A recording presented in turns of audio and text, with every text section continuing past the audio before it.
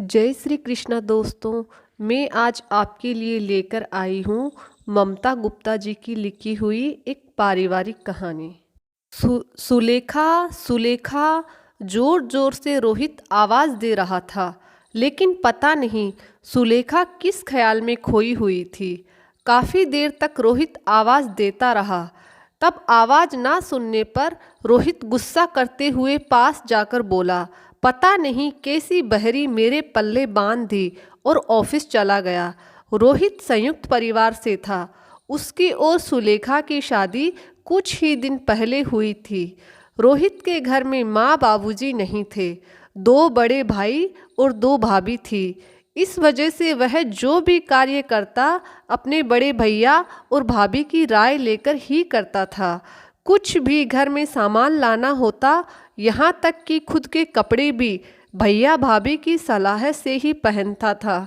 उसकी भाभी काफ़ी बार कह भी देती थी, देवर जी कभी तो बीवी की भी सलाह ले लिया करो। लेकिन रोहित बस यही बोलता, यह क्या जाने, इसको कोई समझ नहीं है। यह ठहरी गांव की गंवार, यह तो बस बहरी बन जाती है। यह बातें सुलेखा सुन रही थी। उसे यह सब सुनकर दुख हुआ। सुलेखा का बस बार बार अपमान ही करता था रोहित। वह जरूरी नहीं समझता था कुछ भी विषय में सुलेखा से पूछना। उसे जब भी मौका मिलता बस नीचा दिखाने में कसर नहीं छोड़ता था। एक दिन उसने अपने भैया से कहा, भैया मुझे एक गाड़ी लेनी है, आप साथ चलना आज, और भाभी को भी साथ ले चलेंगे। भैया बोले, हम लोग जाकर क्या करेंगे, तू ऐसा कर सुलेखा को साथ ले जाना। सुलेखा की पसंद भी अच्छी है, कार इसकी पसंद की ही लेना। रोहित हंसते हुए बोला, इसकी पसंद की कार? भैया मैं कार खरीदने जा रहा हूँ, कोई गाय भैंस नहीं जो इसकी सलाह लूँ। तभी रसोई से आवाज आई, देवर जी तुम्हारे भैया बिल्कुल सही कह रहे हैं सुलेखा की पसंद के बारे में। तभी तो तुमको पसंद कर लिया।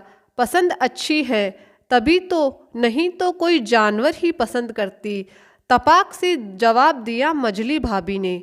यह सुनकर रोहित ने चुप्पी साध ली और कमरे में चला गया। मझली भाभी को यह देखकर बहुत ही बुरा लगता था कि रोहित को बिल्कुल भी कदर नहीं थी सुलेखा की। बेचारी सुलेखा अपने मन की बात कहे भी तो किससे। अपने मायके अगर फ़ोन करती तो माँ पहले ही यह कहकर विदा कर दिया था कि पति परमेश्वर होता है, उनको कभी पलट कर जवाब मत देना और कभी भी ससुराल की बात के लिए यहाँ कॉल मत करना, क्योंकि ऐसे ही रिश्तों में दूरी आ जाती है। लेकिन सुलेखा को ठेस पहुँचती है जब रोहित उसके स्वाभिमान को ठेस पहुँचाता है, सबके सामने उसको अपमानित करता है। बस मन ही मन दुखी हो जाती है। बस मझली भाभी ही समझ सकती थी उसकी व्यथा को, लेकिन मझली भाभी ज़्यादा बोल भी नहीं सकती थी, क्योंकि उसके पति घर में ही रहते थे, कोई काम धंधा नहीं करते थे। बस घर खर्च रोहित और बड़े भैया की कमाई से ही चलता था। रोहित का रवैया सुलेखा के प्रति ऐसा ही चलता रहा। एक दिन रोहित के पास कॉल आया। हेलो रोहित, प्रणाम बुआ जी, बोलिए कैसे याद किया? अरे बेटा मैं अपनी ननद के यहाँ आई हुई हूँ, तो ऐसा कर तू मुझे लेने आ जा, कुछ दिन तुम्हारे यहाँ रुक जाऊँगी। ठीक है बुआ जी, मैं ऑफिस की छुट्टी के बाद आपको लेने आता हूँ। हाँ बेटा, रोहित ने घर पर कॉल किया। बड़ी भाभी को और भाभी बुआ जी आ रही हैं, आज आप देख लेना खाना क्या बनाना है। ठीक है देवर जी, और कॉल काट दिया। अरे बुआ जी आ गई। सभी बुआ जी को देखकर हॉल में ही आ गए। सुलेखा नहीं आई, उसने शायद सुना नहीं होगा। बुआ ने पूछा, अरे लल्ला तेरी बहू कहाँ है, दिखाई नहीं दे रही, कहीं मेरे आने की खबर सुनकर मायके तो नहीं चली गई? अरे नहीं बुआ जी, यही है। वह क्या है ना, कम सुनती है। हे राम, क्या बहरी है तेरी बहू। रोहित बुआ की बातों पर ही करके हंसने लगा। इतने में सुलेखा आ गई। बुआ के चरण स्पर्श करके वो चली गई सभी के लिए चाय बनाने। तभी रोहित ने बोला, भाभी, मैंने आपको कॉल किया था, खाने की व्यवस्था क्या है, क्या बनाया है खाने में। सुलेखा सुन रही थी सब कुछ। वह झट से किचन में बाहर आई और बोली कि खाना तो मैंने तैयार कर दिया है और चाय भी तैयार है। तभी रोहित बोला, यह क्या बदतमीजी है, बड़ों के बीच में आकर खुद की तारीफ करने की। किसी ने पूछा है क्या खाने के बारे में तुमसे। बेवजह सुलेखा पर बरसना बुआ को भी पसंद नहीं आया। बुआ ने रोहित को ही डांट दिया, यह क्या तरीका है बहू से बात करने का। सुलेखा भी बिना कुछ बोले रोते हुए अपने कमरे में चली गई। बुआ ने एक ही नज़र में सब कुछ भांप लिया। बुआ ने मजली भाभी से ही पूछा, आखिर बात क्या है, इन दोनों में बनती नहीं है क्या। अरे बुआ, क्या बताऊं, देवर जी तो बस बड़े भैया और भाभी की ही मानते हैं। आप तो जानती ही हैं, अगर कुछ भी घर में आया तो उनकी ही सलाह लेते हैं। सुलेखा का तो बिल्कुल भी नहीं पूछते, उसको तो कुछ भी अधिकार नहीं है। हाँ, अगर कुछ गलत हो गया तो सब कुछ सुलेखा के माथे आ जाता है। यही चल रहा है इस घर में। बुआ को यह सुनकर बहुत बुरा लगा। रोहित को अपने पास बुलाया और बोली, रोहित, आज जो तुमने सुलेखा के साथ किया वह गलत था।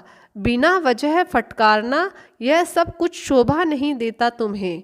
अच्छा, उसने आपसे मेरी चुगली करी है। नहीं, अरे नहीं नहीं, वह बेचारी तो कुछ नहीं बोली।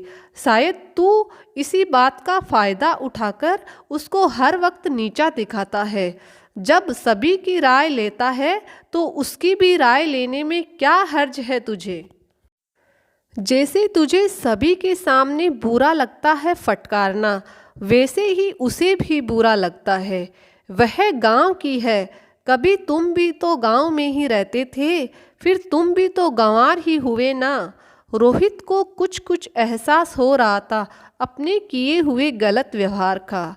उसने बुआ से कहा, बुआ, मुझसे गलती हो गई बहुत बड़ी, मुझे माफ़ कर दो। अब कभी भी उसको नहीं फटकारूंगा।